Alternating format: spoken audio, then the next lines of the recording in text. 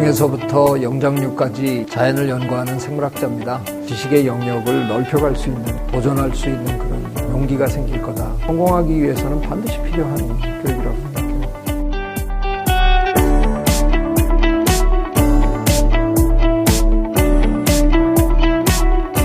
홍타사와 CJ 두어스 캠프가 공동 기획 발간한 아우름 시리즈의 1탄 손잡지 않고 살아남는 생명은 없다의 저자 국립센터 원장이신 최재천 교수님 모시고 특강 시작하도록 하겠습니다. 최재천 교수님 나오실 때 큰 박수 부탁드립니다.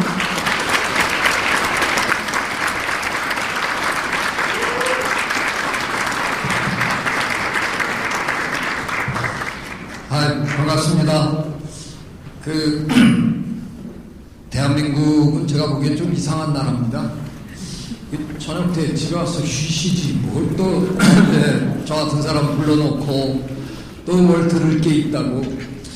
참 어쩌면 우리는 이걸로 성공하는 나라겠죠. 참 끊임없이 뭔가를 배우고 또 배워서 남 주려고 그냥 애쓰고 이 덕에 아마 우리가 가진 것도 별로 없고 뭐 물려받은 것도 솔직하게 별로 없고 또 한 50여 년 전에 전쟁으로 쑥대밭이 됐던 그런 나라가 다른 나라들은 뭐 맨날 낮잠 자고 놀았는지 같이 다 열심히 했는데 그 불과 반세기여 만에 세계 10위권 경제대국으로 들어서는 정말 놀라운 기적이잖아요. 그거가 전부 오로지 인간에게 투자했기 때문에 벌어진 일이잖아요. 우리가 뭘 가져서 벌어진 게 아니라.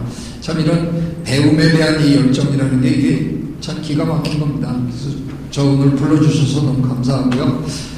제 책 제목으로 강의 제목을 만들려고 그러다가 제 책 제목보다 더 멋있는 책 제목이 있습니다. 이게 예전에 저 농촌 작가시기도 하고 뭐라 그래야 되나요? 정말 삶 철학자라고 그러셔야 되나? 전우익 선생님 책 제목입니다. 혼자만 잘 살면 무슨 재민겨.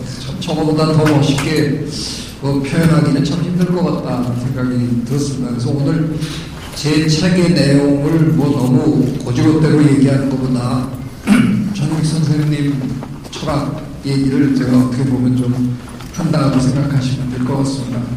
제가 그냥 대놓고 지자랑부터 먼저 하고 시작할게요.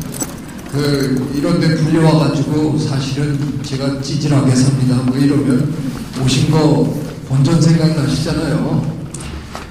제가 그냥 이렇게만 놓고 보면 저는 요즘 여러분 자제분들이 쓰는 용어로 말하면 완벽한 엄친아입니다. 제가. 그렇죠? 서울대학 나왔고 하버드에서 박사했고 미시간 대학 교수하다가 서울대 교수하다가 이때 제가 상당히 젊은 나이에 석좌 교수를 맡아가지고 만나는 분마다 그때 벌써 퇴임하셨어요 그러더라고요. 왜냐하면 우리나라 석좌 교수님들은 다 이렇게 은퇴하신 분들이 석좌 교수였어요. 그러다가 제가 최근에는 제가 재단도 하나 만들었고요. 생명다양성 재단이라는 걸 만들어서 제가 지금 하고 있습니다. 혹시 나중에 도움 주실 분 있으면 주셔도 좋고요. 오늘 강의 들으시면 무조건 제 재단에 가입하셔야 됩니다. 조건이 하나 있어요. 재산의 반을 기부하셔야 돼요. 아니요, 그건 아니고요. 그냥 가입만 하시면 됩니다. 이제 많아지면 우리가 이 생명을 위해서 뭔가 좋은 일을 할 수 있지 않을까 생각했고요. 기후변화가 중요한 시대에서 또 기후변화센터라는 데 공동대표도 하고 있고 어쩌다가 제가 정말 팔자에 없는 줄 알았어요. 저는 행정일을 한 번도 해본 적이 없는데 충남 서천에 국립생태원이라는 기관이 새로 생겼는데 어떻게 또 초대 원장을 맡아가지고 제가 정말 힘듭니다. 규정집부터 만드는 일부터 해서 조직을 새로 만들고 이러려니 우리가 안 해보던 짓 하더라고요. 요즘 좀 힘들고 살고 있고요. 제가 작년 10월에 유엔 기구의 의장이 됐습니다. 생물 다양성 기구인데요. 유엔의 제일 생물 다양성 쪽에 제일 큰 기구인데 향후 2년 동안 제가 이제 의장을 맡아서 하고 2016년 멕시코에다가 이제 전해주는 데까지 해야 됩니다. 그래서 좀 많이 바쁜데요. 뭐 이렇게만 놓고 보면 제가 참 순탄한 삶을 산 것 같은데 저 사실 대학을 2번이나 떨어졌습니다. 이게 도저히 이과에는 적성이 맞지도 않은 사람을 그 우리나라의 이 못돼 먹은 이 원시적인 이 교육제도가 중학교 3학년짜리를 평가를 해갖고 너는 아무래도 이과 가는 게 좋겠다. 넌 문과 가라. 뭐 이런 식으로 나눠주는 바람에 학교가 저에 대해서 뭘 안다고 저를 이과로 보내는 바람에 제가 적성에도 맞지 않는 공부를 하느라고 이렇게 고생을 많이 했습니다. 제가 오늘 제 삶의 얘기를 조금 하렵니다. 그게 도움이 될 것 같아서요. 중학교 2학년 때 제 모습인데요. 저는 시인이 되고 싶었습니다. 되고 싶은 정도가 아니라 저는 시인으로 태어났는 줄 착각했습니다. 왜냐하면 어느 날 제가 다닌 학교가 농구를 잘하는 학교였는데요. 농장에서 농구하고 있는데 제 친구들이 일렬로 어디를 좀 가더라고요. 그래서 막 따라와서 야 어디 가냐 그러니까 백일장에 간대요. 나도 가도 되냐 그러니까 국어 선생님한테 물어보라고 그래서 앞에 가서 선생님 저도 가도 돼요? 그럼 따라와라. 그러고 따라가서 그냥 어떻게 하나 써서 냈는데 제가 자문을 했어요. 이게 교내 백일장은 문예반 아이들이 그냥 다 하는 거잖아요. 문예반 국어 선생님이 심사하고 걔네가 다 하는 건데 전 문예반도 아니었는데 이 해가 저희 개교 50주년인가 뭐 그랬어요. 그래갖고 문예반 선생님이 심사를 한 게 아니라 외부에서 우리 선배 시인 중에 혹시 기억하시는 분 계시겠지만 시인 장만영 선생님이 오셨어요. 오셔서 심사를 해주시는 바람에 전혀 예상치 못했던 제가 이제 뽑힌 겁니다. 심사평을 너무 기가 막히게 잘 써주셔가지고요. 중고등학교를 통틀어서 제가 중학교 2학년인데 통틀어서 가장 탁월하다 뭐 이런 식으로 적어주시는 바람에 그냥 내가 시인으로 태어났구나 이렇게 그냥 생각을 하고 그냥 전 당연히 제가 문학 쪽으로 가야 되는데 고등학교를 올라갔는데 교장 선생님이 새로 부임을 하셨어요. 저를 이과로 배정을 하신 거예요. 요즘 최근에 이제 우리가 이런 트렌드가 좀 생겼죠. 요즘 문과 학생들이 이과 쪽으로 옮기기 시작했잖아요. 사실 제가 그 트렌드 만들어내려고 지난 10년 동안 전국의 고등학교를 누볐습니다. 우연히 어느 고등학교에 가서 특강을 하는데 딴 데 같은 그런 질문을 안 했었는데 그날 왠지 제가 뭐 할 얘기가 없어서 질문하는 모양인데 교장 선생님한테 여쭙는데 12반 중에서 문과가 8반이고 이과가 4반이라 그러는데 제가 거꾸로 얘기하셨죠? 왜냐하면 제가 예전에 학교를 다닐 때는 12반이면 문과가 4반이고 이과가 8반이었거든요. 이게 무슨 말씀이세요? 그랬더니 교수님 잘 모르세요? 거의 대부분의 고등학교가 그렇습니다. 그래서 제가 조사를 해봤더니 이과반이 문과반보다 많은 고등학교가 가물에 있더라고요. 야 이건 아니구나. 그래서 그때부터 고등학교에서 오라 그러면 어디든 달려갔습니다. 달려가서 그냥 악담을 막 했습니다. 문과 학생 손 들어봐. 손 들어요. 조의를 표한다. 이 다음에 대충 굶어 죽을 거니까 각오하고 살아라. 뭐 이런 식으로 그냥 막 해냈어요.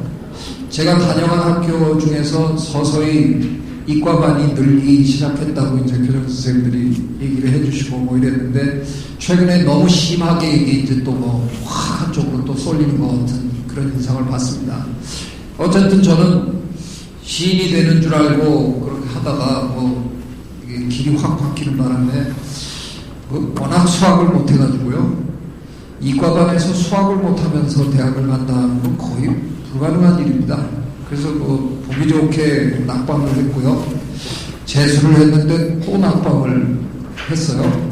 그래서 아버지 앞에 무릎 꿇고 앉아서 삼수하겠습니다 뭐 이러고 있는데, 그 당시에 제가 대학을 갈 때는 제2지망이라는 게 있었습니다. 혹시 지금 선생님 기억하실지 모르지만, 자기가 지원한 과에서 떨어져도 총점에서 15점인가를 감점당하고 2지망으로 써낸 과에 또 한 번 기회를 줍니다. 근데 저는 제가 2지망을 안 쓴 걸로 저는 기억합니다. 건방져가지고요. 난 2지망 같은 건 필요 없다. 근데 아버지 앞에서 이제 삼수하겠습니다. 그래서 아버지는 저 신문만 읽고 계시는데 갑자기 어머니가 들어오시더니 전화 좀 받으라고 전화를 받으러 나갔더니 제 친구가 야, 너 동물학과에 붙어있다. 그래서 아니 난 동물학과에 난 시험을 본 적이 없다. 내가 이거 분명히 네 이름이다. 그러더니 수험 번호를 불러달라고 그래서 불러줬어요. 그 친구가 교무실에까지 그 교무부에까지 가서 확인해 보니까 맞다는 거예요. 그래서 이제 아버지한테 무슨 얘기인지 모르겠는데 제가 동물학과에 붙었답니다. 그랬더니 잘 됐구나. 그냥 다녀라. 그래서 이제 학교를 다녔습니다. 그 대학을 그냥 공부를 거의 안 했어요. 제가 원한 학과가 아니었기 때문에 그냥 겉돌았습니다. 엄청나게 방황했습니다. 근데 그게 지금 와서 생각하니까 그게 저한테 참 또 은근히 도움이 된 겁니다. 허구한 날 철학과에 가서 과목 듣고 영문과에 가서 영문과 학생들도 힘들어하는 제임스 조이스 소설을 읽으면서 제가 오히려 영문과 학생들보다 성적을 더 좋게 받고요.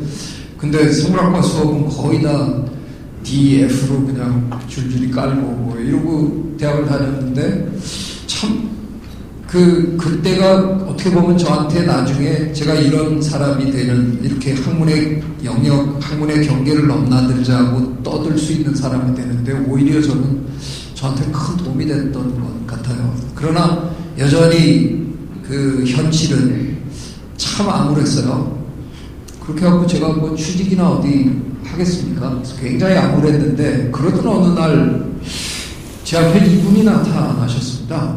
이분이 조지 에드먼스 교수님인데요. 유타 대학의 교수님, 곤충학과 교수님인데 저 하고 많은 것 중에서 이분이 전공하는 게 하루살이입니다. 예, 참 별 볼 일 없는 걸 하는 분인데, 이분이 어느 날 이 당시만 해도, 이게 김포공항인데요, 이 당시만 해도 외국인을 길에서 본다는 게 그렇게 흔한 세상도 아니었는데, 제가 실험실에서 시험관을 닦고 있는데 이분이 그냥 문을 펄컥 열고 들어오신 거예요. 그러니까 우린 다 놀래가지고 이러고 있는데, 이게 무슨 종이를 이렇게 드시고는 Who is 자해준 조에 이러시더라고요. 뭐 저희 영어가 다 안 되는 시절인데 다 겁먹고 이렇게 서 있으니까 제가 문에서 제일 가까우니까 이분이 저한테 그 종이를 보여주시더라고요. 근데 J-A-E 자해, C-H-U-N 춤, C-H-O-E 초에. 제가 스펠링을 그렇게 하거든요. 최재천입니다. 그걸 왜 자해춤 초에라고 읽어가지고 제가 그걸 읽어보니까 그게 저더라고요. 그래서 영어가 안 되니까 손으로 이게 나다. 그랬더니 그러면 이 편지를 읽어봐라. 한국계 미국인 교수님이 우연히 이분을 학회에서 만났는데, 이분이 내가 다음 달에 한국에 가야 되는데, 그랬더니 한국 가면 내가 조수 한 명을 소개하겠다. 그래서 저를 소개를 한 거래요. 그냥 이분 따라서 그 다음 날부터 일주일 동안 전국을 누볐습니다.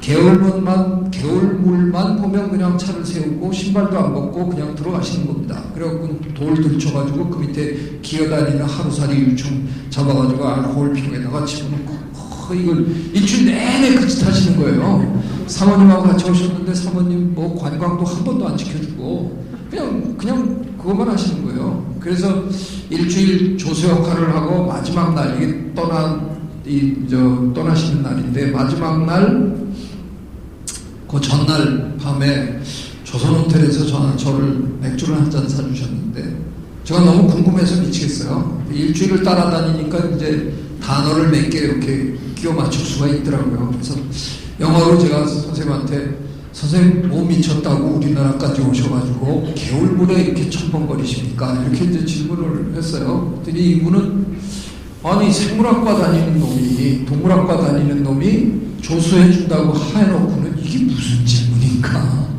저는 또 내 영어가 짧아서 못 알아들으시는구나 그러고 질문을 3번 4번 계속했어요. 근데 이제 이분이 이해를 하시더라고요. 이놈이 뭔가 아직 이걸 전혀 모르는 놈이구나. 그랬더니 미국인 특유의 그 유머 감각을 하시더니 일어나셔서 제 앞에서 배꼽 인사부터 이렇게 다시 하시면서 나를 다시 소개하겠다. 나는 유타 대학의 교수인데 하루살이의 세계적인 권위자고 솔트레이크 시티에 유타 대학이 있는 솔트레이크 시티에 산 중턱에 우리 집이 있는데 밤에 솔트레이크 시티에 야경이 내려다보인다. 그리고 내 별장이 플로리다 바닷가에 별장이 하나 있다. 그리고 이 금발 미인과 살고 있고 하루살이를 채집하러 세계를 돌아다니는데 니네 나라가 102번째 나라다. 저 어렸을 때 김찬삼 여행기라는 게 참 대단했는데요. 그 책 전 씹어먹을 듯이 읽은 사람입니다. 그리고 아버지가 군대에서 가져다가 붙여놓은 세계지도에 갈 곳을 다 동그라미 쳐놓은 사람이거든요. 제가 나중에 미국 가서 이분을 만났는데 제가 그랬대요. 전 기억이 안 납니다. 제가 그 얘기를 듣는데 그냥 의자에서 스르륵 내려오더니 무릎을 이렇게 꿇더랍니다. 제가 그랬더니 저는 그냥 선생님처럼만 되면 되는 겁니다. 그냥 선생님처럼 개울물 뒤지고 제가 이게 제 고향이 강릉인데 늘 하고 싶은 게 그 짓인데 그건 노는 거고 밥 벌어먹는 직장에 있어야 된다 그래서 처음 사는 게 우울했는데 놀고 먹으면서 금발미인하고 살고 별장도 있고 세계 100개국을 돌아다니는 영감님이 계시더라고요. 그래서 그냥 선생님처럼만 되면 됩니다. 그래서 선생님이 앉으라고 하시면 저한테 미국 유학을 와라. 그 전에 한국계 미국인 교수님도 저한테 미국 유학을 권유하셨어요. 근데 그 얘기는 그냥 이렇게 들어가고 나갔거든요. 근데 이분이 토플 시험이라는 걸 봐야 되고 GR이라는 걸 봐야 되고 이걸 아주 꼼꼼하게 다 적어주셨어요. 그러고는 미국에 갈만한 대학을 또 적어주시는 거예요. 어느 대학, 어느 교수. 1. 하버드 대학, 가로 열고 2호 윌슨 교수 이렇게 쓰면서 저를 흘끔 보시더니 이건 내가 좋은 대학 순서로 그냥 지금 쓰는 거니까 부담은 갖지 말고 저한테 그러시더라고요. 제가 저분의 도움으로 펜스테이트라는 곳에 가서 석사를 하고 하버드 대학에 바로 그 이호 윌슨 교수의 제자가 돼서 갔습니다. 가서 제 연구실을 받고 제일 처음에 한 일이 편지를 썼습니다. Dear 조지 선생님, 제가 지금 어디 와 있는지 아십니까? 이렇게 편지를 써서 보냈어요. 미국에서 편지 가는데 이틀이 걸렸는데 이틀 후에 전화가 울려서 받았더니 선생님이더라고요. 야, 난 네가 거기까지 갈 줄은 참아 몰랐다. 그러시더라고요. 그래서 저는 제가 과학을 하는 사람이 이런 얘기하면 좀 안 되잖아요. 근데 저는 이 사건을 설명할 재주가 없습니다. 저분이 왜 그 100몇십 개국 중에 왜 그때 꼭 한국에 오시겠다고 결정했는지, 그리고 학회에 가서 한 번도 만난 안면도 없던 그 한국계 미국인 교수를 만나게 됐는지, 그리고 또 그 미국인 교수는 왜 제 이름을 거론을 했는지 저는 모릅니다. 그런데 그때 저분이 제 삶에 나타나 주시지 않으셨으면 저는 지금 제가 뭐하고 살지 정말 아무리 생각해도 상상이 안 됩니다. 제가 노숙을 하고 있다고 해도 저는 저를 뭐 이상하게 생각할 수 없는 사람입니다. 모든 게 다 우울했던 시절인데 그냥 이 다음에 제 모습을 그냥 제 눈앞에 와서 보여주시고 가신 분입니다. 저는 이렇게밖에는 얘기를 못합니다. 하늘이 제게 보내주신 천사입니다. 그냥 어느 날 저의 인생을 보여주기 위해서 그냥 다녀가신 분일 거다. 예, 이분 덕택에 제가 이제 공부를 시작하게 됐습니다. 서울대학에 일단 진학을 했습니다. 대학원에. 매일같이 마우스를 해보겠습니다. 근데 제가 해본 마우스는 이건 아니고요. 예, 진짜 마우스를 해보를 했습니다. 하루에 20마리씩 해보를 했습니다. 하루도 빠지지 않고. 왜냐하면 실험이 계속 돌아가야 되고요. 그 실험은 호르몬 주사를 이 쥐에다가 놓고 쥐가 배란을 하면 난자를 다 채취해가지고 난자 가지고 실험을 해야 되는 겁니다. 근데 저는 제가 실험을 하는 사람은 아니고 이걸 준비를 해야 되는 사람이라서요. 그 하루라도 놓치면 그 쥐들한테 주사를 놔준 게 다 망가지기 때문에 저한테는 일요일도 없었습니다. 그래서 그냥 무조건 매일 하루도 놀지 못하고 한 1년 반을 그냥 매일 20마리씩 잡았습니다. 쥐를 어떻게 잡느냐고요? 꼬리를 잡으면 쥐가 이렇게 매달립니다. 그러면 여기를 누르고 꼬리를 쫙 잡아당기면 여기가 끊어집니다. 딱 뒤집어 엎고 알코올로 배를 다 적신 다음에 가르고 난소가 하나씩 양쪽에 있거든요. 그 난소를 떼가지고 다 배양 안에다 넣어서 인큐베이터 안에다가 딱 집어넣으면 제 일이 끝납니다. 그리고 사육실에 가서 또 주사 20마리 주사 놓고 딱 끝납니다. 제가 이걸 얼마나 매일같이 잘했으면 제 친구들이 옆에서 시간을 쟀습니다. 20마리를 죽여서 뒤집어 놓고 알코올을 바르고 그 다음에 배를 갈라서 난소 2개를 끄집어내서 배양하게 됐는데 제가 3분 안에 했습니다. 그러니까 이건 이루 말할 수 없는 달인이 된 겁니다. 그러던 어느 날 한 마리를 놓쳤습니다. 제가 이렇게 잡았는데 쑥 빠져나가고요. 그놈을 잡으려고 막 실험실을 다 뒤졌는데 못 잡았어요. 그 다음날 도시락을 먹고 있는데 요놈이 싹 기어 나오더라고요. 그래서 덮쳐가지고 잡았어요. 얘는 이미 하루 스케줄이 어긋난 애라서 실험에 쓸 수가 없습니다. 그렇다고 걔를 관악산에 풀어놓을 수도 없습니다. 그렇다고 사육실로 돌려보낼 수도 없습니다. 그냥 죽여야 합니다. 그래서 죽여야 한다고 생각하고 꼬리를 잡았는데요. 제가 그냥 벌벌 떨었어요. 못 죽이겠더라고요. 하루에 20마리씩 3, 4분이면 제가 다 죽이는 이른바 서울대 교정에서 제일 알려진 백정이었는데요. 제가 하도 잘 죽이니까 가정대 여학생들이 뭐 토끼 죽이고 뭐 이런 거 할 때마다 저한테 다 좋았어요. 그래서 제가 다 해줬는데 그 한 마리를 제가 못 죽이겠더라고요. 그래서 제 선배 형님이 제 손을 이렇게 꽉 잡아주면서 내가 죽일게. 그리고 뺏어가셨어요. 안 되겠더라고요. 그래서 그날부터 나는 동물을 죽이지 않는 연구를 해야 되겠다 마음 먹고 미국 유학을 갈 때는 생태학으로 바꿔서 갔습니다.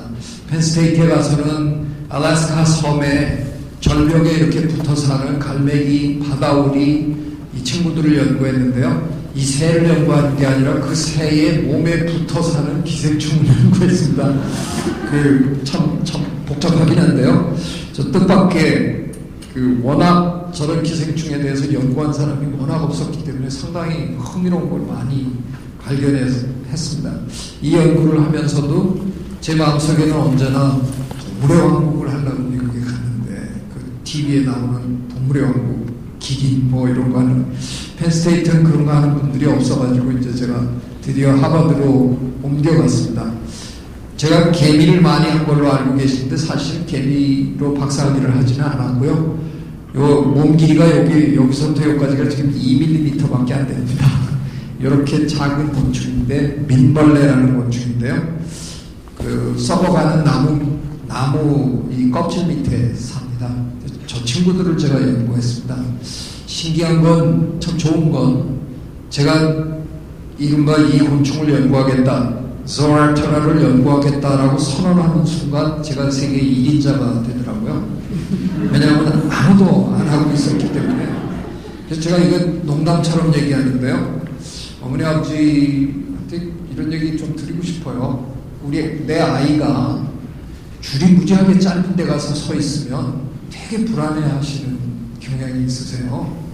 제가 잘 나가는 분야에 가 있어야 되는데 제가 정말 시시한 저 분야에 왜 가 서 있나? 다시 생각해 보십시오. 이 분야가 나중에 뜨면 제가 그냥 1등이에요. 군대 가면 줄을 잘 서라는 얘기가 있는데요.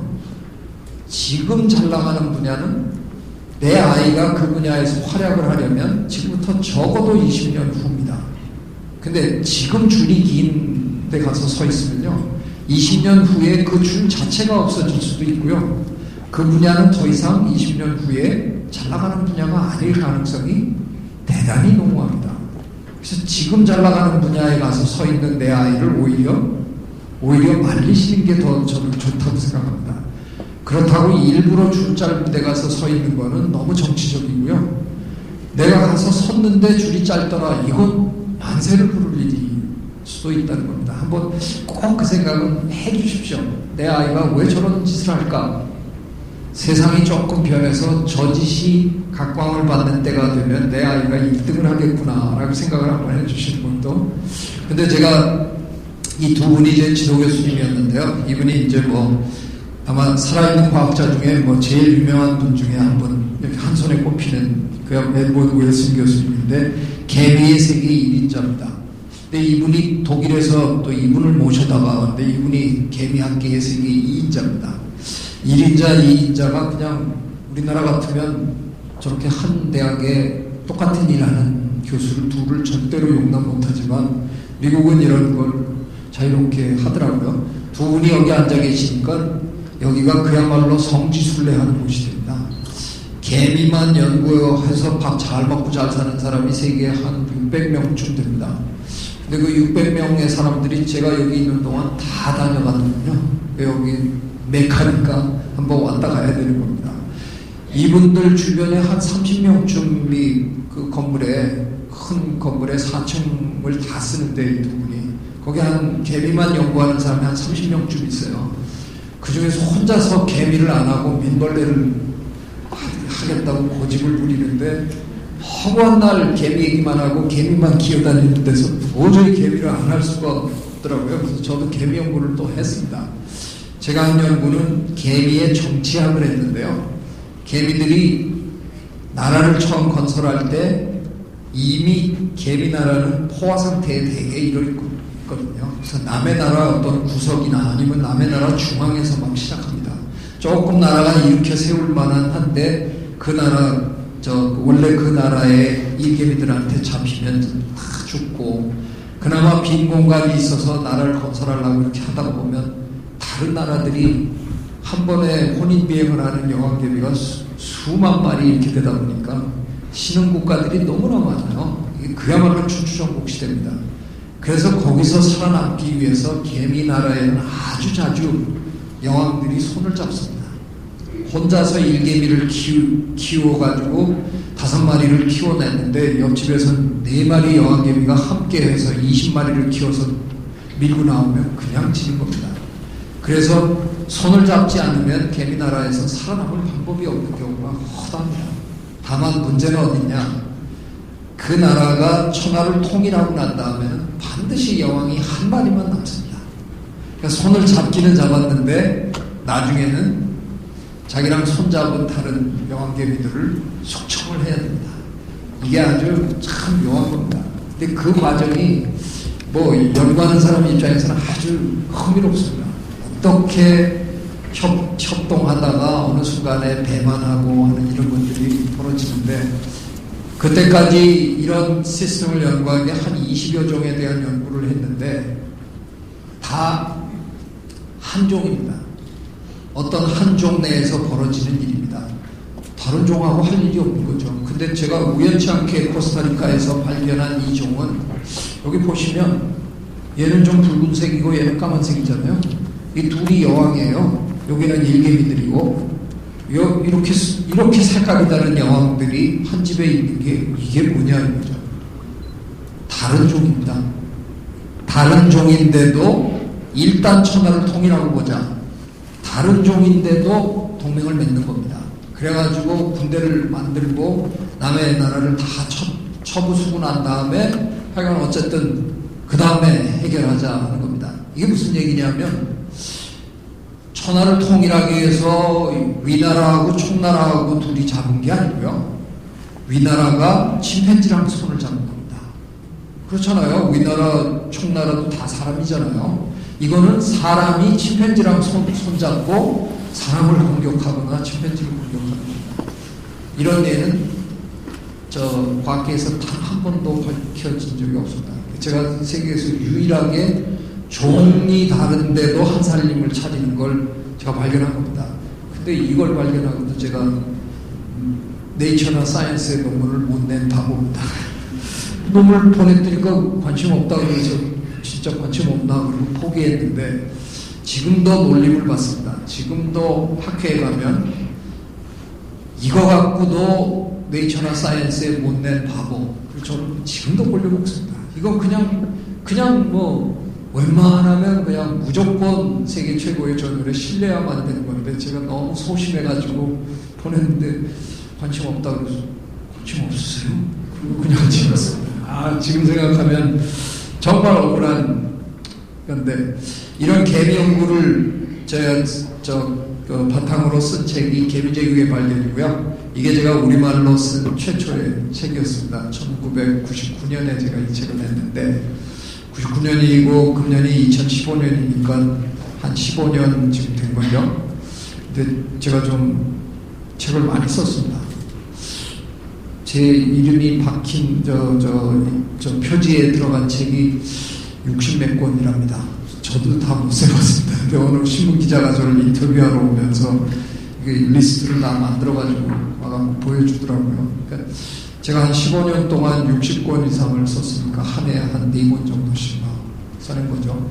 근데 그 중에 상당수는 번역서고 뭐 이렇긴 하지만 참 많이 썼네요. 근데 우리나라의 작가 선생님들은 어떤 써놓은 거 보면 글 쓰는 게 너무 힘들고 괴롭다고 많이들 얘기하시는데 저는 그런 걸 잘 모릅니다. 그냥 저는 글 쓰는 게 너무 좋아서요. 그냥 매일 씁니다. 그러다 보면 그게 쓰다 보면 책이 되고 쓰다 보면 책이 되고 그렇습니다. 그 글만 매일 쓰시는 분은 그 글 써서 아마 먹고 살아야 돼서 너무 힘드신가 본데 저는 제 직업이 대학 교수 직업이 따로 있고 글 쓰는 건 어떻게 보면 저한테는 그냥 더할 수 없는 취미라서 그런지 저는 글 쓰는 게 그냥 즐겁고 그냥 좋아요. 그래서 열심히 쓰고 있습니다. 이 책이 한 3년 전에 영어책으로 나와서 지금 아마존에 들어가시면 불티나게 팔리고 있습니다. 그건 거짓말이고요. 그래도 뭐 아마존에 올라 있고요. 가끔 한 권씩 팔리는 거예요. 그래서 미국 가면 제가 가끔 책방에 들려서 제 책이 꽂혀 있는 걸 이렇게 가끔 봅니다. 그것도 기분이 나쁘진 않더라고요. 제가 작년에는 저한테 참 대단한 일이 있었습니다. 제가 개미 연구를 오랫동안 한 거는 아니었는데요. 다른 연구가 또 필요하고 그래서 옮기고 그랬는데 저희 개미 연구하는 사람들은 4년에 한 번씩 저희가 모여서 학회를 합니다.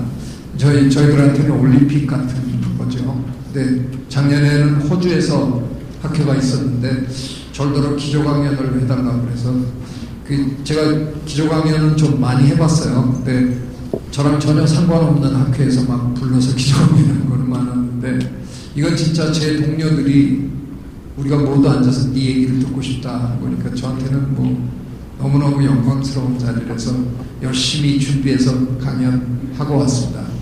제가 94년에 서울대학으로 돌아왔는데요. 돌아오면서 이런 생각을 해봤어요. 교육하면 내가 무슨 연구를 하면 좋을까? 근데 제가 연구하는 민벌레는 전부 열대지방에만 있습니다. 열대 정글에 사는 놈들이에요. 거기를 늘 갈 수 있는 것도 아닐 것 같고 제가 연구하는 이 자연을 연구하는 이런 분야, 이른바 생태학, 동물 행동학 이런 분야는요, 자연과학이면서 거의 대부분의 자연과학하고 참 많이 다릅니다. 어떤 면에서 다르냐 하면 물리학이나 화학은 어느 날 밤에 실험 한번 잘 되면 그걸로 논문을 씁니다. 좋은 결과 나왔다. 그냥 논문 씁니다. 근데 저희는 고래를 연구한다 그러는데 어느 날 고래가 이상한 방향으로 물을 쏟아라 한 번 딱 보고 논문 못 씁니다. 한 10년 동안 관찰하면서 한 어떤 상황이 되면 꼭 그런 일을 하더라. 이게 확인이 돼야 되기 때문에요. 그냥 무조건 오래 걸립니다. 은근과 끈기를 가지고 하는 수밖에 없습니다.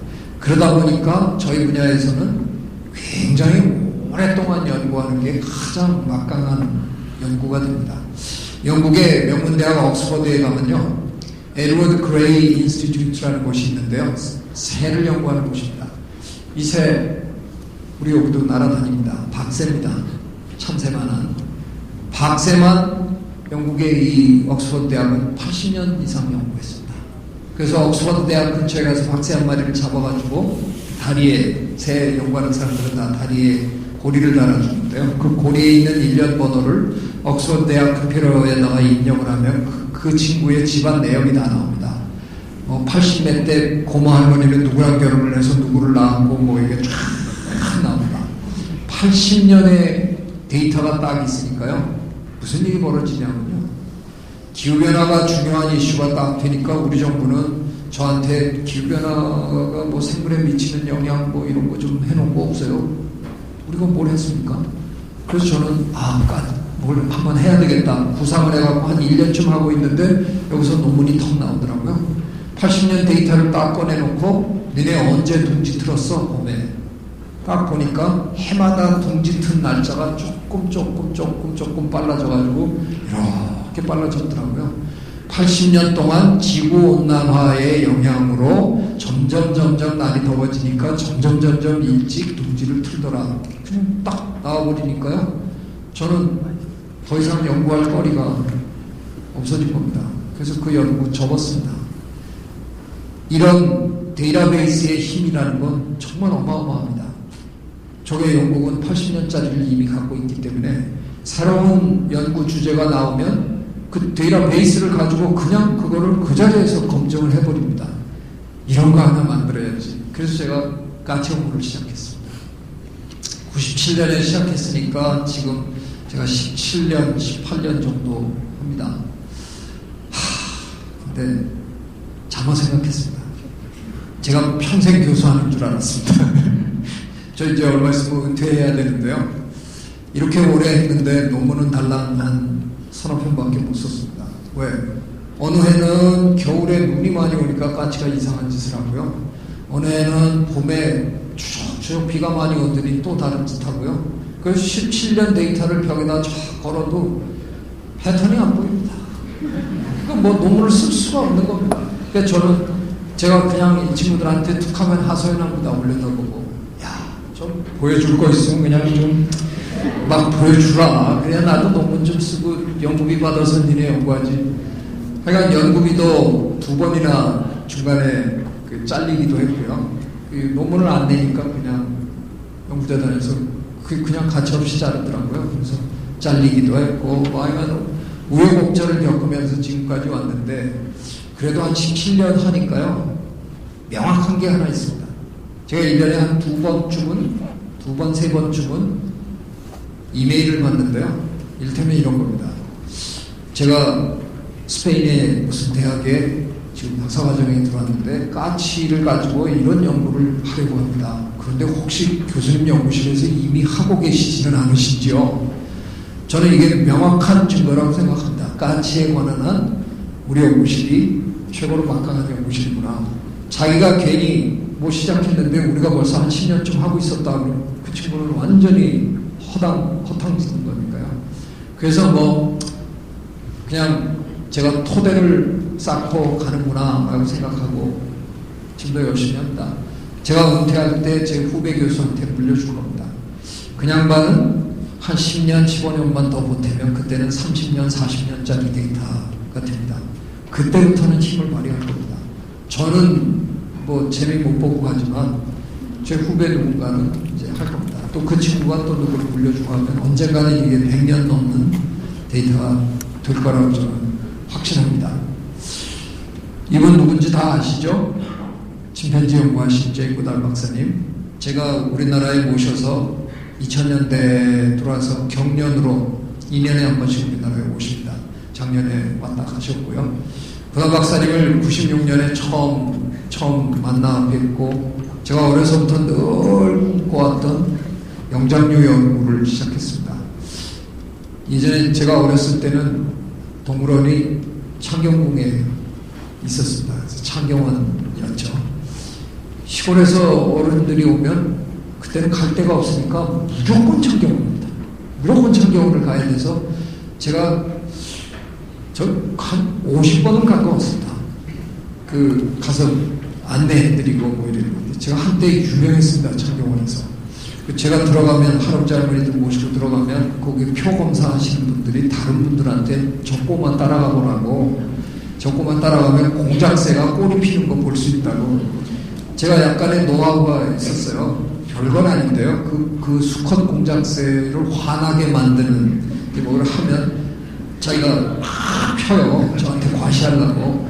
그리고 저 많은 날 제 뒤에 한 30-40명이 따라다녀요. 근데 마지막에 제가 항상 가는 곳이 원숭이 우리에 가는데 참 이상한 느낌이 언제나 원숭이 우리에 가면 있었어요. 나랑 참 닮은 놈들인데 저놈들은 도대체 어쩌다가 여기 와 있나 그런 생각이 들고 언젠가는 저놈들에 대한 뭔가를 해보고 싶다. 그런 선생님 만나서 용기를 얻어서 제가 지금은 한 7년 전부터 인도네시아 자바 섬에 가서 거기에 자반 기본이라는 우리말로 긴팔원숭이라고 하는데 이 친구들을 연구합니다. 영장류 연구는 21세기에 들어와서 갑자기 다시 각광을 받기 시작했습니다. 고다 선생님이 55년 전부터 연구하고 뭐 그래서 분위기는 늘 있었지만 뭐 그렇게 대단한 뭐 학문이다라고는 안 했을 것 같은데 21세기에 혹시 자제분들 중에 과학에 관심이 있는 친구가 있는데 어느 분야를 가면 좋을까? 뭐 먼저 얘기하시지 마시고요. 뇌 연구하겠다 그러면 말리지 마십시오. 제가 보기에는 21세기에 누가 뭐라 그래도 가장 많이 발달할 분야가 우리의 뇌를 연구할 분야입니다. 이건 뭐 그냥 무조건 맞을 겁니다. 여기에 대한 연구가 쏟아지게 되어 있습니다. 이게 거의 마지막 남은 과학의 최전선이거든요. 근데 인간의 뇌를 직접 연구하기는 참 힘듭니다. 제가 지금 강의를 하는데, 우리 사장님이 굉장히 집중을 저한테 하시네요. 그래서 제가 저 집중도는 어디서 오는 걸까? 그래서 제가 내일 제 연구실로 좀 오시면 제가 뇌를 좀 한번 썰어보고 싶은데, 어떻게 뇌가 생겨지기를 한번 썰어보고, 뭐 별거 없으면 더 볼게요. 이거 안 되잖아요. 또 아까 우리 CJ 우리 사장님 또 역시 뭐 조금 더 뒤지지 않게 저한테 집중을 하세요. 야, 저렇게 집중 잘하는 암컷하고 수컷하고 새끼를 낳으면 얼마나 집중 잘하는 새끼가 나올까. 그래서 제가 두 분을 합방을 시켜드리고 싶은데 그런 짓 하면 전 큰일 납니다. 근데 영장류를 가지고는 할 일이 조금은 더 여유롭습니다. 우리 인간에게는 할 수 없는 일을 영장류에게는 침팬지 둘 합방시켰다고 해서 제가 감옥 갈 수준은 아니거든요. 물론 침팬지 뇌 썰어보는 건 죽어도 안 하겠습니다만. 그래서 인간을 막바로 연구하는 것보다 인간에 이르는 진화 과정을 연구하는 게 굉장히 중요해서 영장류학이 아주 새롭게 대단히 각광을 받는데요. 문제는 여기 있습니다. 어느 정도 그 접근 가능한 열대 정글에 가서 거기에 영장류가 살고 있으면 조금 얼쩡거리다 보면 5나라 중에 어느 나라 연구진이든 거기서 있는 걸 알 수 있습니다. 미국, 영국, 독일, 네덜란드, 일본 그냥 그 5나라가 영장류학을 그냥 꽉 잡고 있습니다. 그래서 어디든 가서 얼쩡거리다 보면 그 사람들이 이미 진을 치고 있어서 거기에 끼어들려면 그분들의 허락을 맡아야 되고 데이터를 또 구하면 그분들하고 공유해야 되고 완전히 뭐 밑에 하수인밖에 못합니다. 구누알루문 살락 내셔널 파크라는 곳인데 가서 이 친구들이 있길래 전 그냥 인도네시아 학자한테 누가 연구해요? 독일 사람들이 몇 년 좀 드나들더니 요즘 안 오네요. 일본 사람들이 가끔 들여다보는데 뭐 특별히 하는 거 같지 않아요. 에이, 그러니까 이렇게 접근 가능한데 자카르타의 공항에 내려가고 5시간만 달리면 그냥 도착합니다. 대개 이런 곳은 다 가는데 한 이틀 정도 걸립니다. 근데 여기는 하루면 그냥 갑니다. 아니 이렇게 접근성이 좋은데 안 해요? 7번을 물어봤습니다. 제가 진짜로 안 한다고. 그럼 내가 한다. 그래갖고 덤벼들었는데 시작하자마자 알겠더라고요. 왜 그 지독한 독일 사람들이 일본 사람들이 안 하는지. 긴팔원숭이 왜 긴팔원숭이라고 그러냐면요, 팔이 다리보다 더 길거든요. 그걸로 가지 척척척 잡으면서 그냥 숲에서 휙휙휙휙 날아다녀요. 근데 쟤네는 이렇게 가는데 쟤네를 이렇게 쫓아가다 보면 우리 절벽으로 떨어져요. 여기가 산악지대라 갖고요, 이렇습니다 지형이. 그러니까 쟤네는 이렇게 가는데 우리는 이렇게 내려갔다가 타고 올라왔다가 이러고 따라가요. 게임이 안 됩니다.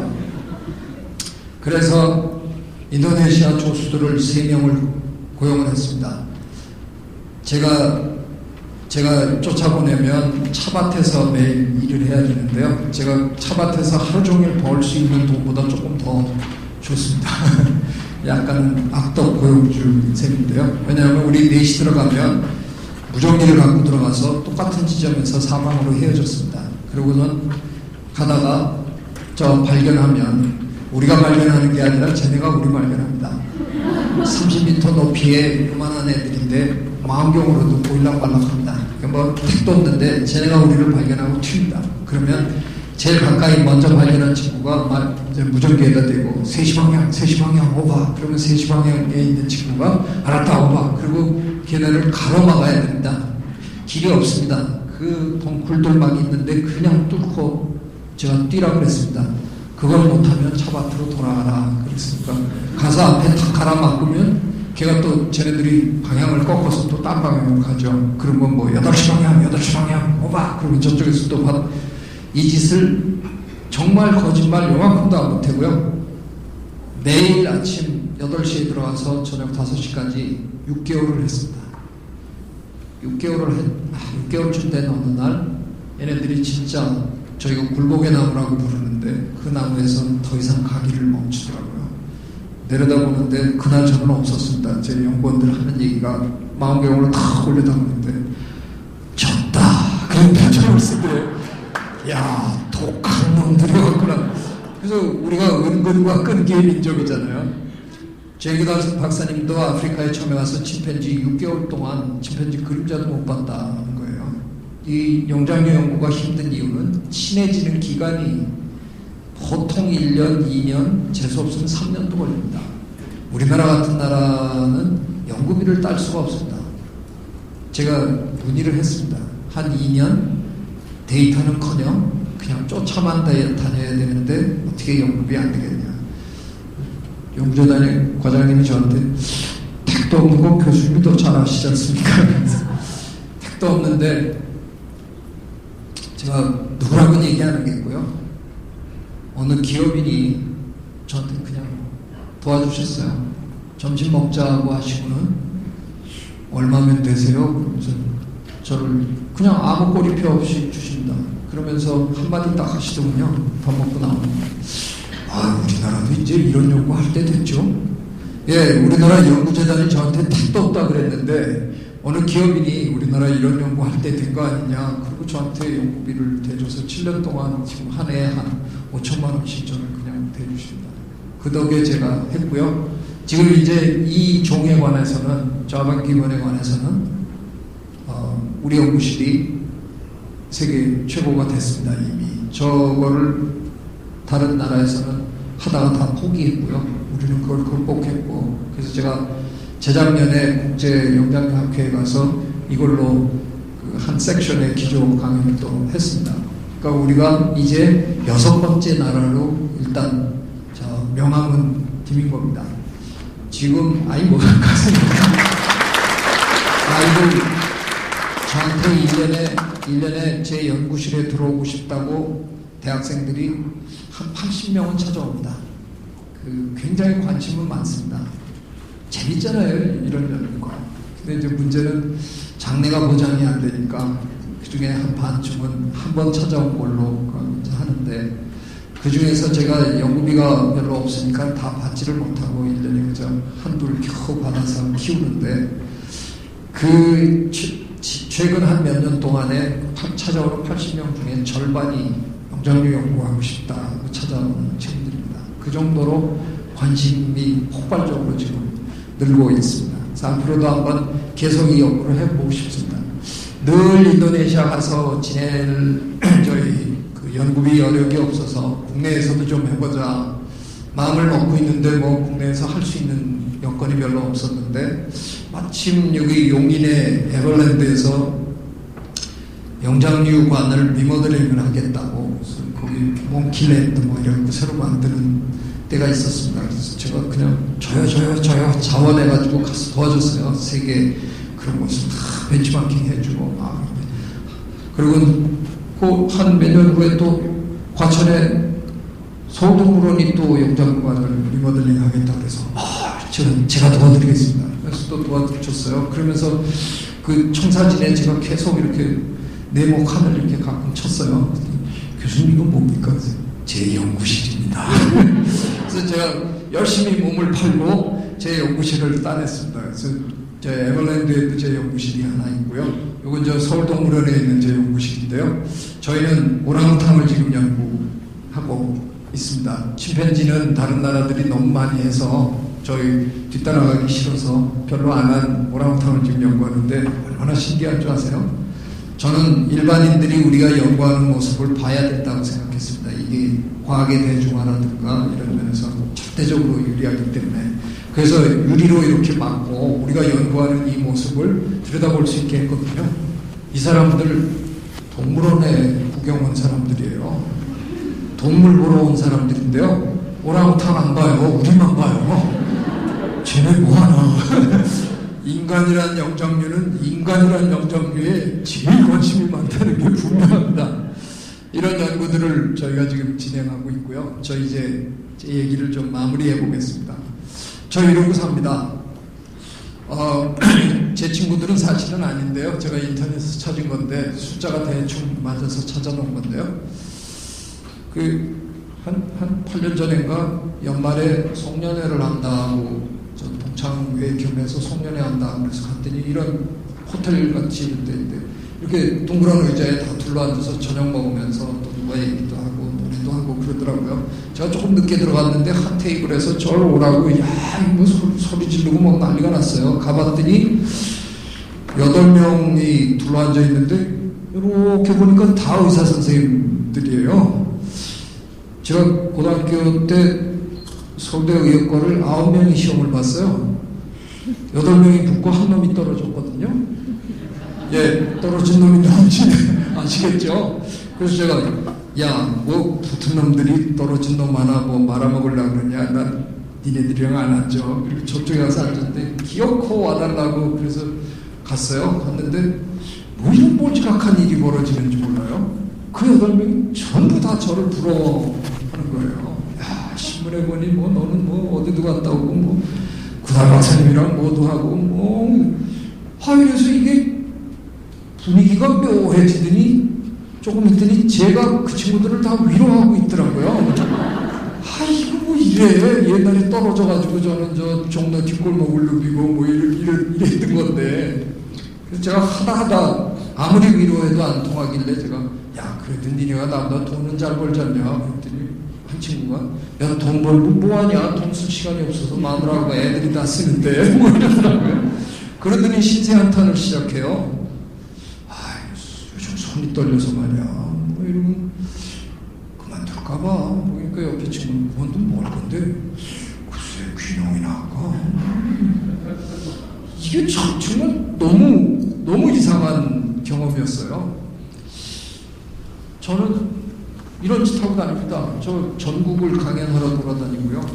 아이들 만나고 어머니 아버지 만나고 또 뭐 저 어피니언 리더들 앞에서도 강의도 하고요. 신납니다. 몇 년 전에는 아마존에 저희가 다 모였는데 한 번도 인간이 들어가 보지 못한 지역입니다. 여기를 우리가 탐사를 들어가야 되는데 현지에서 또 저를 또 대장으로 뽑아주는 바람에 제가 지금 저 탐험대를 이끌고 지금 들어가는 중입니다. 저 이런 짓 하고 사는데요. 제 친구들은 분명히 안정적인 직업을 택했거든요. 어머니 아버지 우리 아이들한테 계속 직업에 대해서 자꾸 간섭하는 이유는 내가 사라지고 난 다음에 내 아이가 진짜 안정적인 직업을 갖고 살까 이게 걱정스러워서 그러신 거죠. 그건 이해합니다. 그런데 안정적인 직업을 가졌던 내 친구들은 어느 순간부터인가 안정적인 직업이라는 게 지붕이 잘 덮여있는 비바람을 피해주는 직업이더라고요. 근데 이 친구들은 지붕에 가서 다 가지고 갈 데가 없어갖고 다 그만둘까? 그런데 저는 안정적인 직업을 갖지를 못해서 그런지 비바람을 맞으면서 살았는데 저는 아직도 제 위에 지붕이 없어서요. 제 하늘이 얼마나 높은 줄 모릅니다. 지금 이 나이에도 새로운 걸 도전하느라고 정신이 없습니다. 이런 짓을 하고 사는데 과연 누가 더 행복하냐 제가 묻고 싶은 겁니다. 저 작년에 고등학생이랑 둘이 재단을 만들었습니다. 그래서 한번 좋은 일 해보고 싶습니다. 그 세상에는 그래서 JJ Biodiversity Foundation이라고 저 외국에는 알려져 있습니다. 그 대단한 제이문화 박사님하고 재단도 같이 하는 이런 기분 좋은 일도 있고요. 혹시 언론에서 저를 좀 보셨나요? 서울대공원에서 쇼하던 제돌이라는 남방 큰 돌고래 불법으로 잡혔다는 게 밝혀지고 박원순 시장님이 당신이 시장이 되는 잠시 착각하셨는지 잠시 까먹었는지 여전히 시민단체 대표인 줄 알고 가고 제돌이를 받아서 돌려보내라 이래갖고 그게 그냥 정책이 되고 돌려보내는 거로 되고는 일은 저한테 떠맡기셔가지고 제가 저 위원장 하면서 1년 한 4개월을 저를 치밀하게 훈련시켜서 바다로 돌려보냈습니다. 제가 태어나서 해본 일 중에 가장 기억에 남는 일입니다. 하루에 100km를 달리는 아이입니다. 그걸 요만한 방에다가 요만한 물통에다가 가둬놓고 호루라기 불면서 먹을 거 갖고 조절하면서 호루라기 불면 뛰어오르라고 이건 할 짓이 아닙니다. 저 영민한 동물을 그렇게 하면 절대로 안 됩니다. 저는 내보내야 된다고 뭐 늘 믿었고 보내면서 제가 저 시민단체 대표들한테 엄청 받으면서도 그 번호를 새겨줬습니다. 저희 동물한테 저 나쁜 짓이라고 너무 반대를 하셨는데 freeze drying 메소드를 쓴 거거든요. 왜 농장에서 자기 말이라고 자기 소라고 이렇게 하면 그건 불로 지지잖아요. 엉덩이에다가. 그건 통증이 있죠. 근데 저건 차게 해서 하는데 그 연구 결과에 의하면 통증을 못 느낍니다. 순간적으로. 그렇지만 거기 피부에 이제 좀 남는 거죠. 물론 아주 좋은 방법은 아니겠죠. 하지만 비교적 동물에게 피해를 덜 주는 방법입니다. 돌고래는 우리가 등지느러미의 모양으로 개체 식별을 하거든요. 등지느러미가 다 조금씩 다릅니다. 근데 그걸 어떻게 하냐면 사진을 열심히 현지에서 찍어가지고 그 필요에 갔다가 막 대봅니다. 대보고 얘가 D7이었어. 근데 제가 저렇게 붙여놓으니까 요즘 바다로 제주에서 생태관광이 보통이 아닙니다. 바다로 그냥 몇십 명이 배 타고 나가서 돌고래 10몇 마리가 한꺼번에 슉 올라올 때 한 7, 80m 전방에서도 보입니다. 1번 딱 보입니다. 제돌이다! 뭐 난리 납니다. 이게 다른 겁니다.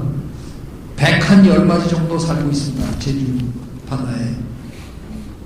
지금 돌고래 연구 시작했습니다. 그래서 110마리한테 전부 번호를 언젠가는 다 매길 겁니다. 제가 일부러 나가서 막 잡아갖고 하는 짓은 안 할 거고요. 우연히 잡히거나 우연히 그물에 걸리거나 뭐 이런 일을 제 생각 하다 보면 한 50년 하면 110마리 다 하겠죠.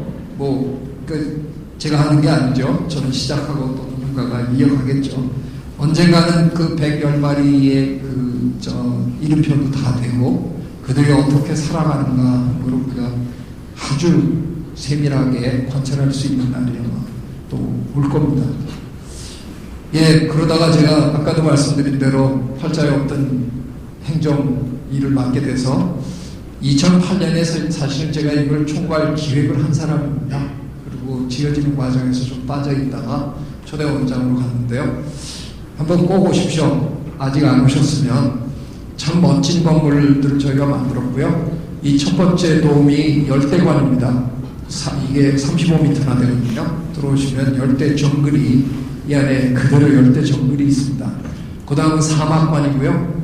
큰 선인장들이 있고요. 여기는 지중해 관 여성들이 굉장히 좋아합니다. 향수 만드는 그런 식물들이 쫙 있으면요. 문 열고 들어가면 벌써 코가 아주 상큼하고요.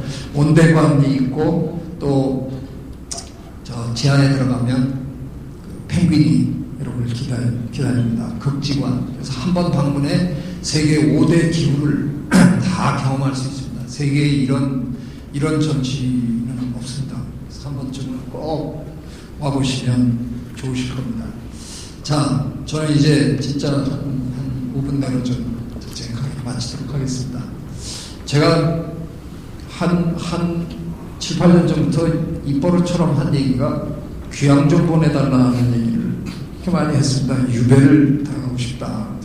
제가 보니까 우리 옛날 학자님들은 전부 귀향 가서 업적을 남기셨더라고요. 정약용 선생님, 김정호 선생님, 전부. 저도 이게 하루 너무 바빠서요. 위대한 업적을 남기긴 글른 것 같아서 좀 귀향을 가야 되겠다. 입버릇처럼 했더니 충남 서천으로 드디어 귀향을 갔습니다. 근데 제 인생에 제일 바쁩니다, 제가. 귀향은 가기는 갔는데 더 바빠져서 난리인데 귀향을 가면 꼭 하고 싶은 게 있었어요. 교과서는 아직 한 번도 제가 써보질 못했는데요. 생태학 교과서는 한번 쓰고 싶습니다. 왜 그러냐 하면 이게 제가 배운 거고요. 저는 이렇게도 십몇 년 동안 학생들을 가르쳤습니다. 이걸로 대충 자연계의 생물들과의 관계가 그냥 다 정리가 됩니다. 서로에게 도움이 되는 관계, 그걸 우리가 뮤추얼리즘, 상리 공생이라고 부릅니다. 한쪽에는 손해가 되고 한쪽에는 도움이 되는 관계, 그걸 프리데이션, 포식입니다. 잡아먹은 놈은 이득이고 잡힌 놈은 손해고요. 패러시리즘, 기생입니다. 피 빨린 놈은 손해고 피 빠른 놈은 이득입니다. 그런 점에서는 이렇게 잡아먹는 거나 피 빠는 거나 이게 두 개가 사실 마찬가지입니다. 그냥 죽이는 거랑 서서히 죽이는 거랑 차이만 있는 거고요. 마찬가지고요. 그 다음에 서로 손해보는 게 경쟁입니다. 상대가 없으면 혼자 다 먹을 걸 아무리 비일비란 상대라도 있으면 나눠 먹어야 되니까 포텐셜이 손해입니다. 요게 그냥 자연계의 모든 걸 다 설명합니다. 근데 제가 어느 날부터 이 표가 되게 불편해지기 시작했어요. 이거 악어와 악어새는 얘는 왜 이렇게 사나? 얘가 그냥 어느 날 너무 배고프면 그냥 닫으면 되거든요. 얘 들어가서 근데 청소해 준답시고 이렇게 살아요. 얘는 무슨 삶이 이래요. 평생 남의 피나 빨아먹고 사는 이런 일들이 왜 벌어질까? 결론은 경쟁입니다. 경쟁할 필요 없으면 이런 짓까지 할 이유가 없는 건데 이게 같은 평면에 있을 게 아니구나. 경쟁은 이 모든 거에 바탕에 다 깔려 있는 거고 그 경쟁에서 이기는 방법으로 누구는 손을 잡았고 누구는 남을 잡아먹고 이렇게 되는구나. 그래서 이게 평면에 있는 도표가 되면 안 되고 입체로 돼야 된다. 그렇죠? 그래서 제가 지금 쓰고 싶은 교과서는 저 장을 이렇게 탁 펼치면 이게 입체로 이렇게 쫙 올라와야 돼요. 예, 꿈꾸고 앉아 있습니다, 제가. 근데 실제로 출판사에 물어봤더니 전혀 불가능한 일이 아니랍니다. 칩 다 받고 모니터 앞에서 보면 된답니다. 책이 되는 게 아니라 이거 피면 모니터에 쫙 나오면 된답니다. 한번 이런 교과서 쓰려합니다. 자, 다윈 선생님이 생존 경쟁이라고 하셨습니다. 경쟁은 불가피합니다. 자원은 한정되어 있는데 그 자원을 원하는 존재가 많으니까 경쟁할 수밖에 없습니다. 우리 사회 경쟁 사회입니다. 그걸 부정하는 건 아닙니다.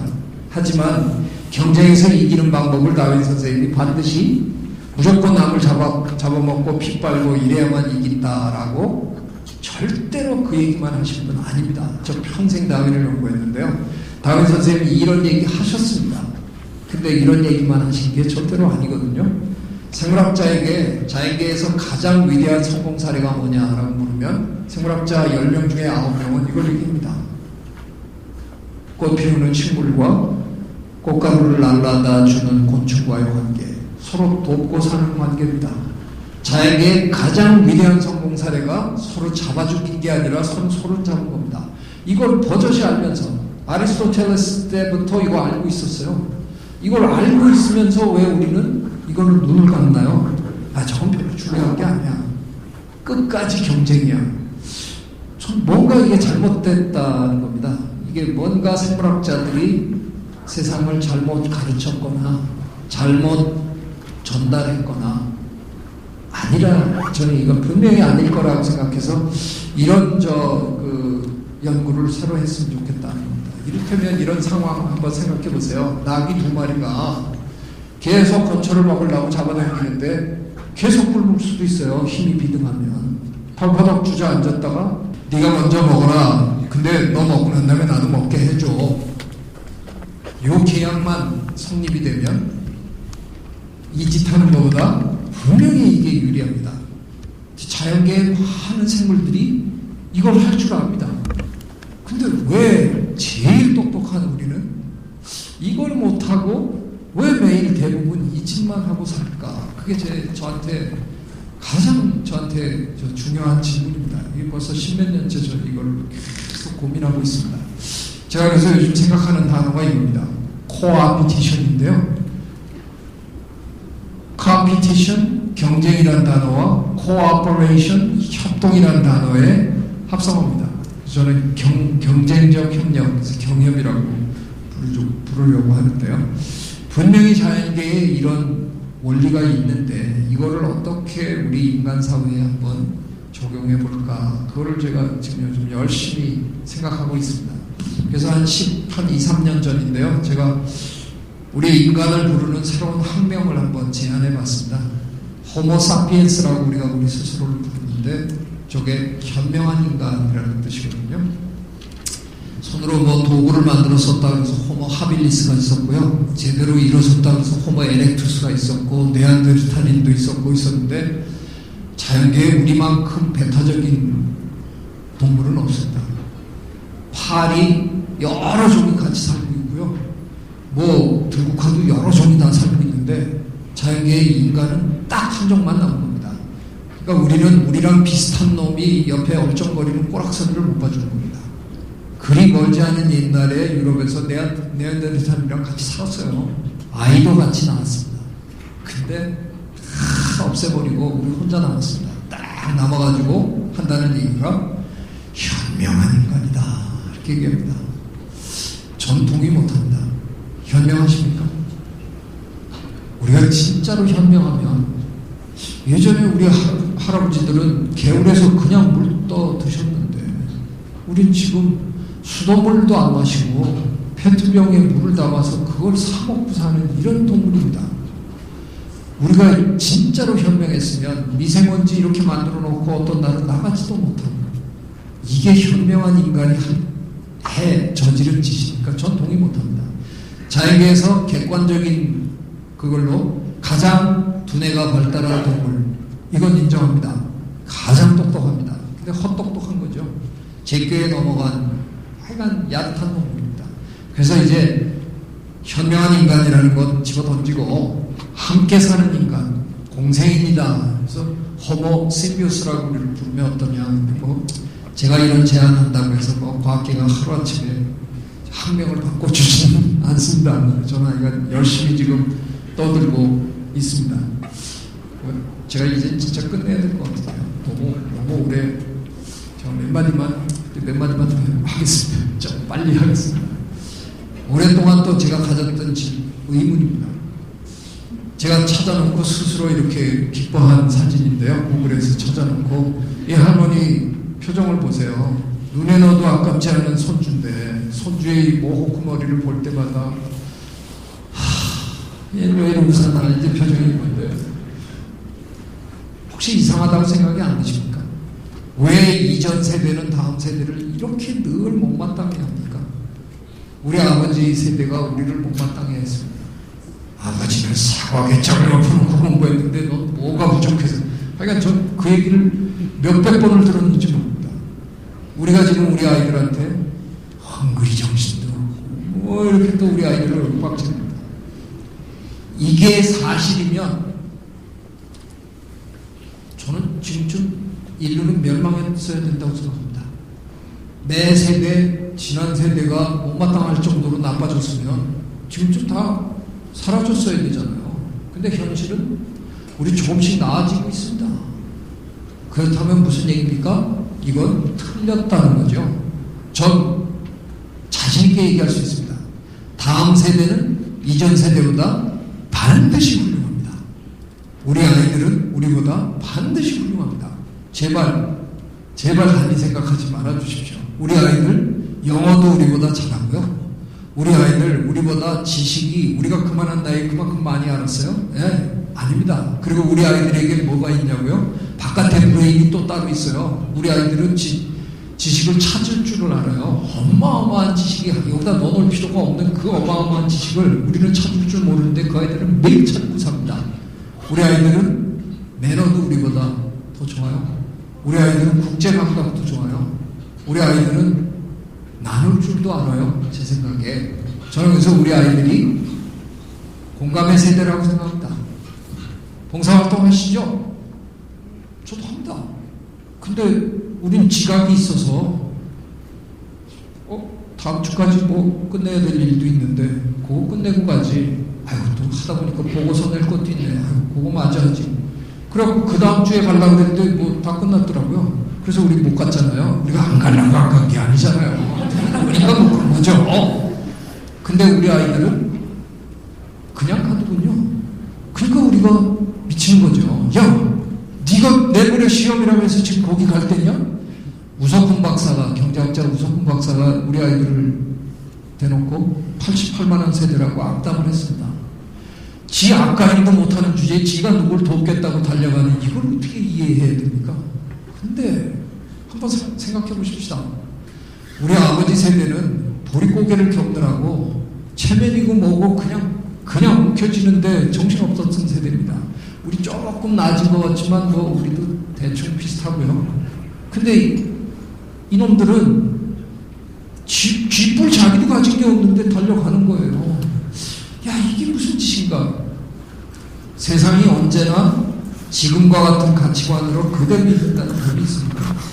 저 아이들이 5060이 됐을 때, 저 아이들이 우리 시대, 우리 세상의 주인이 됐을 때, 그때도 우리처럼 움켜쥔 다음에 좀 줄까 말까 이러고 사는 게 세상의 원칙일까? 어쩌면 저 아이들은 움켜쥐기 전에 나누면서 살 줄도 모릅니다. 저는 어쩌면 인류가 그토록 원했던 세상이 우리 아이들의 시대에 일어날지도 모르겠다는 아주 묘한 기대감을 갖고 삽니다. 저는 그래서 정말 너무 때로는 그냥 모두 다 끌어안아주고 싶고 너무나 아름답고 그렇게 보입니다. 제발 걱정하지 맙시다. 우리보다 분명히 더 탁월합니다. 왜 그 아이들을 데리고 그렇게 앞뒤 걱정을 많이 하십니까? 예, 왜 자꾸 우리 아이들한테 이런 직업까지라고 그렇게 얘기를 하세요? 판검사, 의사, 약사입니다. 판검사 돼봐야 맨날 이런 것들이랑 맨날 얼굴 맞대고 살아야 되고요. 맨날 저 허구한 날 집에서 쉬지도 못하고 응급실 달려가서 남의 배나 가르고 피 보고 이러고 살아야 되고요. 2평도 안 되는 방에서 평생 약병이나 흔들고 살아야 돼요. 저게 진짜로 이 세상에서 제일 좋은 직업입니까? 아닙니다. 이 직업들은 국민소득이 2만 불쯤 됐을 때까지만 좋은 겁니다. 국민소득이 4만 불이 되면 저렇게 사는 사람과 평범한 다른 일 하는 사람과의 급여 차이가 줄어들어서요. 물론 여전히 조금 더 봅니다. 근데 저는 제 아이들이랑 집에서 게임도 하고 노는데 옆집 의사 선생님은 그때 전화 받고 또 달려가야 되는 겁니다. 어느 인생이 더 좋은 겁니까? 그래서 저는 학교 가서 아이들한테 꼬드깁니다. 이 세상에서 절대로 듣지 말아야 되는 말은 부모님 말씀이다. 부모님은 여러분을 걱정한답시고 얘기해 주는데 20년 전의 세상밖에 모른다. 여러분은 20년 후의 세상을 봐야 되는데 저 엄마 아빠가 여러분들보다 키 큰 사람 거의 손 안 들어요. 그러니까 제가 그러죠. 키도 더 작은 것들이 40년을 내다보면서 야 네가 그래갖고 밥 벌어먹겠냐? 절대로 듣지 말아라. 니네가 키도 더 큰데 니네는 20년만 내다보면 된다. 네가 더 잘한다. 부모는 복종의 대상이 아니라 아니라 설득의 대상이다. 끝까지 설득하면 절대로 부모가 너희를 이기지 못한다. 악착같이 설득해라. 그리고 악착같이 네가 하고 싶은 일을 해라. 그런 얘기합니다. 예, 제가 학생들한테 늘 보여주는 슬라이드입니다. 저 지금까지 살면서 자기가 가장 좋아하는 일을 매일 무지무지 열심히 하면서 굶어 죽었다. 이런 사람 저 본 적이 없었다. 저와 같이 굶어 죽는 분들 계십니다. 근데 그분들이 진짜 자기가 제일 좋아하는 일을 지금 하시면서 굶으실까요? 그건 아닙니다. 자기가 좋아하는 일을 무지무지 열심히 하면서 굶는다는 건 이건 완벽하게 불가능한 일입니다. 이분들이 굶어 죽습니까? 평생 자기가 좋아하는 일만 열심히 하고 사는데 멋있는 인생을 삽니다. 왜 내 아이들한테 그저 요만큼만 살아라 그리고 지붕을 확 덮어버리십니까? 지붕 걷어내 주세요. 걔가 날아가고 싶다 그러면 날게 해 주십시오. 그게 제가 보기에는 방황인데요. 그냥 방탕은 아닙니다. 방황은 젊음의 특권입니다. 우리가 방황하면 이건 추악한 겁니다. 근데 우리 아이들이 방황하는 건 그건 특권입니다. 그 아이들은 방황해야 그게 진짜 젊음입니다. 방황할 기회를 좀 주십시오. 그 아름다운 방황을 따뜻한 방법으로 해주십시오.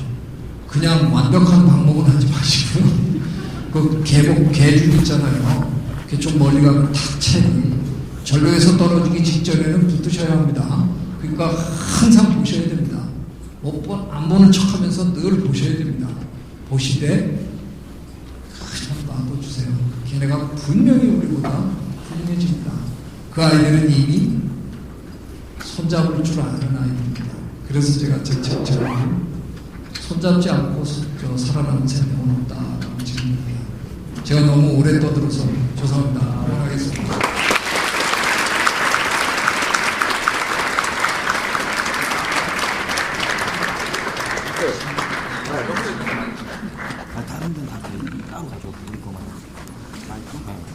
네, 다음 세대에 전하는 교수님의 지혜를 들을 수 있었던 시간이지 않나 싶습니다. 교수님께 다시 한번 박수 부탁드리겠습니다.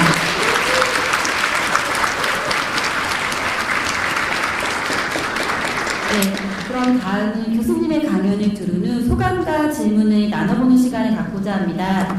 많은 분들의 이야기를 들어보면 좋겠지만 시간 관계상 두 분의 이야기만 듣고자 합니다.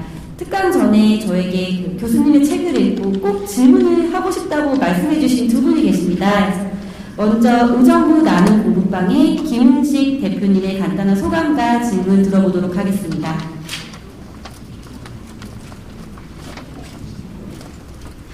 먼저 교수님 강의 정말 집중해서 잘 들었습니다. 감사드립니다.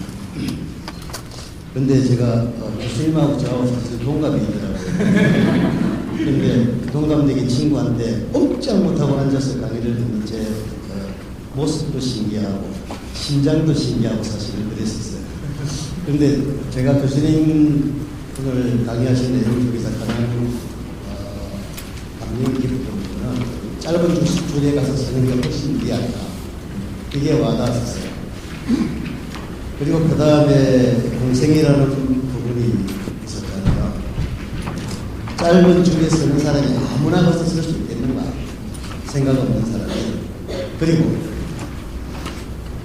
나 혼자 목마를 때 나 혼자 마셔도 갈증이 가시지 않을 텐데 과연 이 방한복을 생각을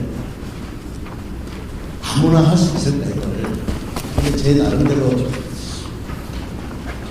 이건 분명히 자존감 문제일 것 같은데 내가 소중하면 남도 소중하다는 걸 깨닫는 사람만이 할 수 있을 것 같은데 저는 교수님 아시는 대로 이제 자녀들을 다 중간을 시키고 내 자식이 아니라 남의 자식들을 지금 케어하고 있는 중입니다. 사실 보면 초중 고등학생들을 케어하고 있는데 이 귀한 진리를 말씀을 아직까지 자기 삶의 목적도 목표도 확실하게 정하지 못한 그 아이 청소년들에게 무엇을 가지고 어디서부터 접근을 해야 될까 교수님의 의견을 듣고 싶습니다. 아니 참 근데 답을 이미 선생님이 스스로 하셨다고 저는 생각하는데요. 선생님이 용어 선택을 저는 아주 조금 이렇게 관찰을 했는데 자존감이라고 하셨거든요. 그게 굉장히 좋은 말인데 우리 사회에서는 그걸 조금만 비틀면 자존심 이렇게만 해도 글러먹은 단어로 자꾸 생각을 하는데 절대 안 그렇잖아요. 자존심이 있는 지금 선생님 말씀하신 대로 자기를 사랑할 수 있어야 이게 남을 사랑할 수 있는데 그래서 자존감이라고 저도 쓰거든요. 그렇게 쓰셔서 저는 정말 좋았고요. 저도 그래서 저는 이런 표현을 가끔 씁니다. 저는 어쩌다가 아들을 하나 겨우 키웠는데요. 제 안사람이랑 둘이 공부한답시고 둘이 미루다가 결혼 9년 차에 과연 우리가 자식 없이 살 수 있을까? 그 고민을 이제 시작하고 그래도 있어야겠지. 그리고 잠자리를 했는데 그날 얘가 생겨가지고 이제 애를 하나 낳았는데요.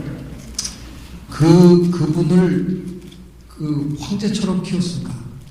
그냥 오로지 저희의 모든 삶은 그분을 위해서 그분이 원하시는 대로 그분이 하자는 대로 그냥 모든 걸 그냥 그분에게 다 바쳤습니다. 어마어마한 돈을 드렸습니다. 제 생각에는 그냥 하고 싶다 그러면 모든 걸 다 할 수 있게 했습니다. 근데 키우면서 제법 잘 컸습니다. 그렇게 키우면 안 된다고 양가 부모님들이 계속 저희한테 뭐라 그러셨습니다. 근데 제 안사람하고 저하고 둘이 확실하게 믿은 건 뭐냐면 사랑은 받아본 놈이 남을 사랑할 수 있다. 그렇습니다. 저희 둘이 그분을 엄청나게 사랑해 드렸더니 그분이 아이가 다른 사람들을 또 많이 사랑하더라고요. 절대로 제가 그분의 친구들 아버지들보다 제가 부자가 아닙니다. 근데 만나면 걔가 혼자 다 산답니다. 근데 그 돈이 누구 돈이겠습니까? 제 돈은 제 카드 가지고 다니는데요. 몇 년 전에 미국에서 학교 다닐 때 갔는데 아빠 평소에 나 많이 도와준 형들 누나들 좀 저녁 좀 사줘. 한국 음식점에 다 갔는데요. 이 장정들이 20대 초반의 장정들이 고기를 먹어도 되는데 한 놈 앞에 몇 인분씩 먹는 거예요. 근데 22놈이 왔는데 저희 아들은 여전히 전화에다가 형 왜 안 와? 이러면은 결과적으로 28명이 모여가지고 먹었어요. 저는 음식점에서 카드를 붙들고 그렇게 떨어본 적이 없어요. 제가 근데 다행히 지배인 보시는 분이 제가 옛날에 거기서 합의할 때 교회를 같이 다니시는 분인데요. 그분이 그날 그냥 절반만 받으신 것 같아요. 절반만. 그런 놈이 됐는데요. 잘 살아요. 지금 물론 돈은 좀 드는데요. 걔가 조금 움직이면 다 따라와 주고요. 걔가 저는 저렇게 키우면 저게 자기만 아는 아주 못돼 먹은 놈이 될까봐 그게 제일 마음이 아팠는데 대학을 졸업하면서 혼자 자기 친구들 몇 명이랑 뭐를 만들더니 남아프리카 공화국의 요하네스버그의 흑인 마을에 가서 거기에 뭐를 만들어내는 일을 하고 그걸 만들어서 지금 전해주고 자기는 이제 복귀해서 요즘 스티브 잡스처럼 되겠다고 지금 창업하겠다고 설치고 있는데 계속 제 돈 쓰면서 설치고 있어요. 근데 저는 실험 딱 한 번밖에 못 해봤는데요. 그냥 사랑을 엄청 하면 그 사랑이 넘쳐서 그 사랑을 남에게 전해주는 것 같아요. 그래서 저는 이게 너무 말도 안 되는 제 답변이 될 것 같아서 좀 걱정은 됩니다만 저는 우리 아이들을 믿습니다. 그냥 한없이 사랑하면 그 아이들이 또 누군가를 사랑하리라고 저는 믿고요. 그냥 우리가 해줄 수 있는 모든 일을 그 아이들을 위해서 하다 보면 실수하죠. 근데 언젠가는 그 사랑을 또 남에게 나누리라고 저는 믿습니다. 예.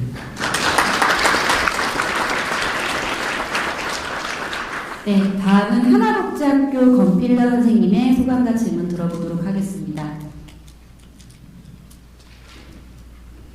네, 안녕하세요. 강의 너무 집중해서 잘 듣고요. 예전에도 책을 제가 접해봐서 참 뵙고 싶었어요.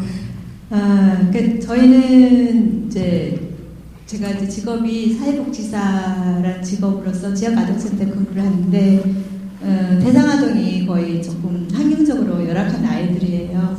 그래서 제가 강의를 들으면서, 이런 아이들한테 과연 어떤 말을 선생님의 강의를 통해서 전해야 될까 그 부분을 좀 생각을 하면서 했는데, 얘네들은 환경적 요인 때문에 일찍 포기하는 아이들이 많아요. 그래서 그런 아이들한테 어떤 말을 하면 정말 와닿을 수 있을까 그 부분을 질문 드리고 싶네요.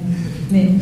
이거 제가 대학 마치고 야학을 한 1년 안양에서 했었는데요.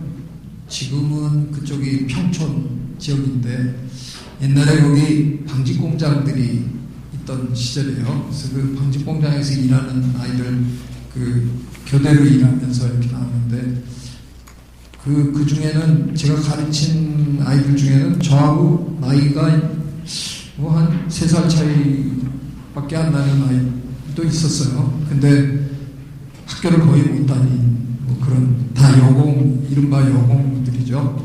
지금은 1년에 한 번씩 저 찾아옵니다. 이제 같이 늙어가는 네, 어젓한 엄마들이 돼가지고 지금 잘 살고 그러는데, 그때 한번 갑자기 어느 날 교장 선생님이, 야학의 교장 선생님도 계셨는데, 교장 선생님이 갑자기 급fun을 만들라고 갑자기 그래가지고요. 저녁 때까지 급fun을 만들어냈어야 되는데 그냥 급조해가지고 이제 만들었는데, 저는 좀 잊어버리고 있었는데 이른바 제 학생들이 지금 50대 중반 아줌마들이 되는 제 학생들이 저를 스승의 날에 찾아와가지고 그때 선생님이 그런 급fun을 주셨다고 그걸 써갖고 수첩에 넣어갖고 다니더라고요. 그걸 꺼내주는데 저는 그래서 제가 그걸 만들었다는 것도 기억을 못했었는데 제가 그렇게 얘기를 했더라고요. 보다 긍정적으로, 보다 적극적으로, 보다 낙관적으로, 그렇게 제가 3마디를 적어서 이렇게 붙였대요. 그러니까 그때 그 아이들이 얼마나 어려운 상황에 있었다는 거 제가 잘 알죠. 그냥 다 좋습니다. 가르치는데 전 좋아요. 교대하고 나왔으니 좋을 수밖에 없죠. 그냥 다니면서 등 이렇게 문질러주면서 영어 가르치고 수학 가르치고 다 했어요. 근데 지금 그렇지만 세상을 부정적으로 보진 않잖아. 긍정적으로 한번 보고, 그리고 소극적으로 뒤에 물러앉아 있지 말고 하여간 일단 한 번은 덤벼보자. 그래서 적극적으로 한번 해보는 거다. 그리고 이거 해봐야 안 될 텐데 그러지 말고 낙관적으로 될 거다라고 생각하고 한번 해보자. 너희들 중에 상당수 실패할 거다. 근데 또 아니야 혹시 성공할지 이랬는데, 저를 찾아오는, 물론 그때 제가 가르쳤던 학생이 한 7, 80명은 될 텐데 다 찾아오는 건 아니지만 지금 한 10몇 명이 저를 찾아옵니다. 다 버젓이 잘 살고요. 그 엄마는 초등학교도 못 나왔는데 한 5년 전인가요? 아들이 서울대학 들어간다고 저한테 전화를 하더라고요. 정말 기가 막히더라고요. 그 전화가. 그런 저는 하여간 그렇게 해서 한번 힘을 주려고 애를 써봤습니다. 근데 그게 정답일 수는 없겠지만 그냥 한번 말씀드립니다.